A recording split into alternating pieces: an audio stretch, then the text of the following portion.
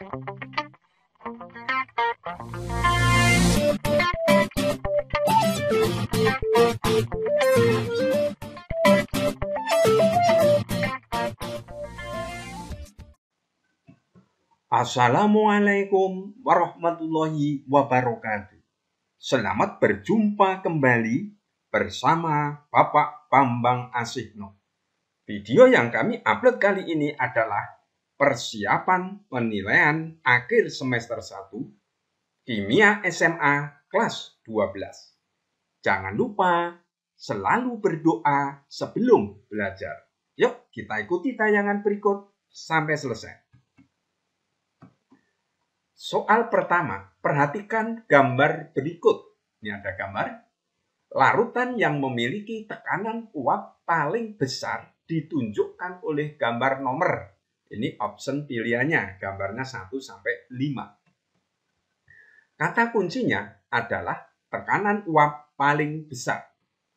Kalau tekanan uap besar, maka penurunan tekanan uapnya harus kecil atau delta P terkecil. Partikel zat terlarut menyebabkan penurunan tekanan uap larutan. Dalam rumus, penurunan tekanan uap larutan sama dengan P0 min P. Ini zat terlarut yang tidak mudah menguap. Kita hitung dulu jumlah partikel zat terlarut ditandai oleh lingkaran hitam kecil. Ini jumlahnya 3, nomor 2 jumlahnya 4, nomor 5 jumlahnya 5, 3, 4, 5, nomor 4 jumlahnya 2, 1, 2, nomor 5 jumlahnya 1. Ya. Untuk rumus delta P sama dengan P0 min P, supaya delta P-nya kecil, maka P-nya harus kecil. Oleh sebab itu, P kalau kita turunkan dengan rumus sama dengan P0 min delta P. Delta P-nya harus kecil, sehingga P menjadi kecil. Delta P bisa kita hitung dengan P0 kali fraksi mol zat terlarut. Xt-nya harus kecil, fraksi mol zat terlarutnya kecil, supaya delta P-nya kecil. Artinya apa? Xt itu adalah partikel zat terlarut, sehingga jumlah partikel zat terlarut harus yang paling kecil. Tadi, penurunan tekanan atau delta P-nya terkecil berarti jumlah zat terlarut harus terkecil. Pada konteks soal ini, kita mencari simbol lingkaran hitam kecil yang jumlahnya terkecil. Nah, ini sudah kita hitung, nomor 1 jumlahnya 3, sampai nomor 5 jumlahnya 1. Sehingga nomor 5 itu jumlah partikel zat terlarutnya yang paling kecil. Sehingga jawabannya E. Lanjut. Jangan lupa klik subscribe. Soal berikutnya. Perhatikan diagram PT berikut ini. Ini P tekanan, garis mendatar adalah suhu T. Daerah proses membeku larutan ditunjukkan oleh, ini option pilihannya. Di sini kata kunci membeku larutan. Membeku berarti perubahan dari cair ke padat. Garis S sampai N ini adalah garis didih larutan. Garis K sampai S ini adalah garis beku larutan. Garis M sampai R ini adalah garis didih larut. Garis L sampai R ini adalah garis beku larutan. Cair ke padat itu adalah membeku larutan, maka di sini harus melewati KS. Sehingga, oh ya, sebelumnya ini adalah delta TB. Kemudian ini adalah delta TF. Maka jawabannya adalah KS. Jadi KS harus melewati garis beku larutan. Lanjut. Soal berikutnya. Sebanyak 3,56 gram antrasen MR178 dilarutkan dalam 40 gram benzena MR78, titik beku benzena murni pada 1 atmosfer adalah 5,50 derajat Celcius dan Kf benzena adalah 5,5. Maka titik beku larutan tersebut adalah Ini option pilihannya. Kata kuncinya adalah titik beku larutan. Simbolnya TF. Ini berapa? TF ini bisa dihitung dari rumus delta TF sama dengan TF pelarut dikurangi TF larutan. Delta TF ini nanti dapat dicari terlebih dahulu. 3,56 gram ini MT, massa terlarut. Antrasen adalah senyawa organik non-elektrolit. Mr178 adalah massa zat terlarut. 40 gram adalah MP, massa pelarut. Benzena adalah pelarut. 5,5 derajat Celcius adalah titik beku pelarut. Delta TF kita cari menggunakan rumus MT per MRT kali 1000 per MP kali KF. Delta TF sama dengan MT-nya 3,56, MRT 178 kali 1000 per 40. Dikalikan KF-nya adalah 5,1.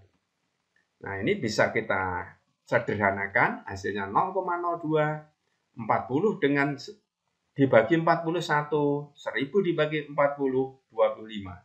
Sehingga delta TF sama dengan 0,02 kali 25 kali 5,1 sama dengan 2,55. Kemudian, delta TF itu sama dengan TF pelarut dikurangi TF larutan. Sehingga delta TF sudah diketahui 2,55. TF pelarut adalah 5,5. TF larutan yang dicari. Sehingga TF larutan sama dengan 5,5 dikurangi 2,55. TF larutan sama dengan 2,95. Sehingga jawabannya D. Lanjut. Jangan lupa klik subscribe. Persamaan reaksi autoredok dari logam tembaga 1 oksida dengan larutan asam klorida sebagai berikut. Ini persamaan reaksinya. Zat yang mengalami reaksi autoredok beserta perubahan bilangan oksidasinya adalah, ini option pilihannya. Autoredok kata kuncinya. Autoredok adalah suatu reaksi redok di mana oksidasi dan reduksi dialami oleh zat yang sama. Kita tulis kembali persamaan reaksinya, kemudian kita hitung bilangan oksidasi dari Cu. Cu2O, bilangan oksidasi Cu positif 1. Cu ini sebagai unsur bebas, bilangan oksidasinya 0. Cu pada CuCl2, bilangan oksidasinya plus 2. Plus 1 menjadi plus 2, berarti oksidasi, bilangan oksidasinya naik. Plus 1 menjadi 0, bilangan oksidasinya turun, reduksi. Maka Cu mengalami autoredok, menjadi bilangan oksidasinya dari plus 1 menjadi 0 plus 2. Sehingga jawabannya A. Lanjut. Perhatikan gambar sel volta berikut. Diagram sel yang tepat untuk gambar tersebut adalah, ini option pilihannya. Kita lihat, larutan elektrolit di sini mengandung ion Al3 positif. Karena di sini AlCl3 positif. Maka ionnya Al3 positif, karena elektrodenya juga Al. Kemudian, ini kutub negatif adalah anoda. Akan mengalami oksidasi. Oksidasinya dari Al menjadi Al3 positif. Elektrolit pada sel yang kedua adalah Sn2 positif. Karena berasal dari SnCl2 juga. Ini elektrodanya Sn. Kutub positif pada Sn itu adalah katoda. Mengalami reaksi reduksi, berarti dari Sn2 positif menjadi Sn. Ini adalah suatu jembatan garam. Dalam diagram sel dituliskan, dilambangkan dengan garis sejajar berdiri ataupun miring. Pola notasi sel volta bisa kita ikuti seperti ini. Yang depan oksidasi, yang belakang reduksi, dibatasi oleh jembatan garam. Untuk konteks soal seperti ini, maka yang mengalami oksidasi Al, maka Al3 positif, reduksi Sn2 positif menjadi Sn. Sehingga jawabannya adalah A. Lanjut. Jangan lupa klik subscribe. Berikut ini harga potensial elektroda besi Fe sekian, harga E0 sel dari reaksi tersebut adalah, ini option pilihannya. E0 besar, ini Cu ini mengalami reduksi karena E0-nya lebih besar. Ya. Kemudian, karena E0-nya besar, maka sebagai katoda. Fe, E0-nya kecil, mengalami oksidasi. Maka di sini anoda. Harga E0 sel bisa hitung dengan cara yang pertama dengan rumus. E0 sel sama dengan E0 reduksi min E0 oksidasi. Semua yang masuk di dalam rumus ini, harga E0-nya reduksi. Karena standar reaksinya reduksi.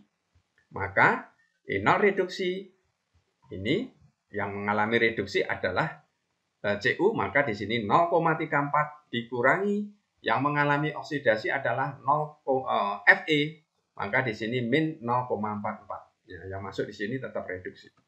Sehingga sama dengan 0,34 plus 0,44 sama dengan plus 0,78 volt. Cara yang kedua dengan menggunakan persamaan reaksi. Maka anoda, kita tulis anoda dari Fe menjadi Fe2 positif, reaksinya dibalik. Maka E0 selnya, E0-nya juga dibalik menjadi plus. Pada katoda, Cu mengalami reduksi, reaksinya tidak dibalik, maka E0-nya tetap plus 0,34. Kemudian dijumlahkan, elektron yang sama berseberangan dihilangkan, dijumlahkan menjadi reaksi sel Cu2 positif plus Fe, menjadi Fe2 positif plus Cu, maka E0 selnya plus 0,78 volt. Sama. Sehingga jawabannya adalah A. Lanjut. Reaksi yang terjadi di katoda pada elektrolisis larutan natrium sulfat dengan elektroda grafit adalah, ini option pilihannya. Kata kuncinya elektroda grafit di sini merupakan elektroda yang inert, tidak ikut bereaksi. Reaksi yang terjadi pada katoda merupakan kutub negatif. Katoda mengalami reaksi reduksi. Pada katoda ini, maka penentuannya pada bentuk elektrolitnya. Nah, bentuk elektrolitnya apa? Larutan. Penentu pada reaksi elektroda itu adalah bentuk elektrolit. Nah, di sini elektrolisa natrium sulfat. Natrium sulfat ini rumusnya Na2SO4 kali. SO4. Ion-ion yang ada kalau ini terionisasi, maka Na+, SO4 negatif, H positif, OH negatif. H positif dan OH negatif ini berasal dari air atau H2O. Menurut ketentuan reaksi pada katoda, bila dalam sel terdapat ion H positif dari air, ya ini ada, dan logam golongan 1A, 2A, 3A, ya, Na ini logam golongan 1A, maka yang bereaksi di katoda adalah ion H positif dari H2O. Maka reaksi pada katoda adalah H2O menjadi H2 plus 2OH-. Sehingga jawabannya A. Lanjut. Sendok logam yang terbuat dari seng akan disepuh dengan logam tembaga. Disepuh artinya dilapisi. Ini skema percobaannya. Reaksi yang terjadi di katoda adalah, ini option pilihannya. Kita lihat kutub positif anoda mengalami oksidasi, kutub negatif katoda ya mengalami reduksi. Di sini yang ditanyakan katoda, reaksi pada katoda. Maka reduksi, ya, mengalami reduksi. Di katoda, reaksi pada katoda ditentukan oleh bentuk elektrolitnya. Nah, bentuk elektrolitnya di sini adalah larutan garam. Kenapa? Karena di sini ada ion Cu2 positif. Maka ada larutan garam di sana. Kemudian, reaksi pada katode, karena pada larutan ada H positif, ya, dari air, karena di sini larutan, tadi bentuknya larutan, dan ada ion logam selain 1A2A3A, karena ada Cu, nah Cu ini logam selain 1A2A3A, maka ion logamnya mengalami reduksi, maka Cu2 positif mengalami reduksi. Dari Cu2 positif menjadi Cu. Nah, inilah reaksi yang terjadi pada katoda. Sehingga jawabannya adalah E. Lanjut. Jangan lupa klik subscribe. Sejumlah arus listrik yang sama dialirkan ke dalam dua sel elektrolisis yang berbeda sesuai gambar berikut. Ini ZnSO4, di sini SnCl4. Jika dalam larutan ZnSO4 akan mengendap 13 gram Zn, ya, maka pada larutan SnCl2 akan diperoleh endapan sebanyak option pilihannya.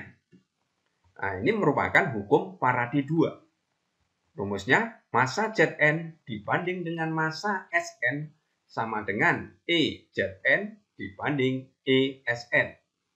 Massa Zn yang terbentuk 13, massa Sn yang ditanyakan, E adalah berat ekuivalen Zn, rumusnya ArZn per N, dibanding ekuivalen dari Sn adalah rumusnya ArSn per N. Bagaimana menghitung N? Kita lihat. Dari ZnSO4 ini terionisasi menjadi Zn2 positif plus SO4 2 negatif. Maka Zn2 positif akan mengalami reoksidasi membentuk Zn plus 2 elektron. Nah, di sini 2 elektron inilah sebagai N.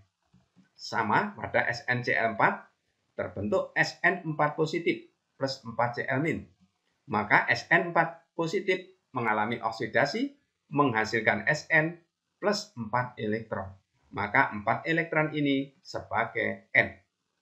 Sehingga 13 dibanding MSn, massa dari Sn, sama dengan ArZn65, N-nya adalah 2, dibanding dengan ArSn adalah 119, N-nya 4 per 4. Dan MSn sama kali 65 per 2 dalam-dalam sama dengan 13 kali 119 per 4. MSn sama dengan 13 kali 19 kali 2 dibagi 4 kali 65. Ini dibagi 4, dibagi 2, 4 dibagi 2, 2, 2 dibagi 2, 1. 13 dibagi 13, 1. 2 kali 65, ini adalah 130, sehingga sisanya 10. Maka 119 dibagi 10, hasilnya adalah 11,9 gram. Jawabannya adalah B. Lanjut. Berikut ini sifat dari beberapa unsur. Unsurnya terdapat bebas di alam, memiliki energi ionisasi, sukar bereaksi dengan zat lain, kerapatannya rendah. Sifat tersebut dimiliki oleh unsur atau senyawa. Ini option pilihannya. Unsur yang terdapat bebas di alam itu artinya sukar bereaksi. Memiliki energi yang besar itu sukar melepas atau menerima elektron, berarti dia stabil. Sukar bereaksi inet, berarti unsur tersebut sukar bereaksi. Golongan nitrogen, option pilihannya ini sama dengan golongan 5A. Nah, dari sifat-sifat ini bisa kita simpulkan bahwa sifat itu dimiliki oleh unsur golongan gas mulia, sehingga jawabannya E. Berikut senyawa yang mengandung unsur golongan 1A dan 2A. Ini option pilihannya, option senyawanya. Senyawa yang digunakan untuk obat mah dan pengembang kue terdapat pada nomor. Ini option pilihannya. MgOH 2 kali ini untuk obat mah. NaHCO3 ini sebagai soda kue, pengembang kue. Sehingga jawabannya adalah D. Terima kasih. Mudah-mudahan tayangan ini bermanfaat untuk kita semua. Wassalamualaikum warahmatullahi wabarakatuh.